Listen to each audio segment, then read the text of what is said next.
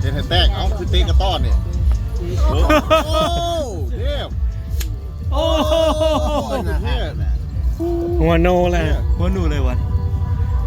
สามสิได้กินเนาะ ก็จะได้ทุนหัวกัน โอ้ โอ้ กินไข่ลูกเป็นอย่างเนาะ ตัวเองเฮ็ดยากเองก็ไปเว้าแล้วบัดนี้ บอกเราว่าคันโอ้กระแสบิลีของเรานะ โอ้ เล่าไหม คันทุบเส้นภาคแซ่บบ่ อู้แสบบิลีเลยเนี่ยอู้เล่าไหม่เอ่ยไอ้ร้านเล่าไหมทำเส้นผักแสบแล้ว โอ้ยหน้าผากเขามันบ่แข็งปานนั้น อู้แสบบิลีเลยเนี่ย เทพ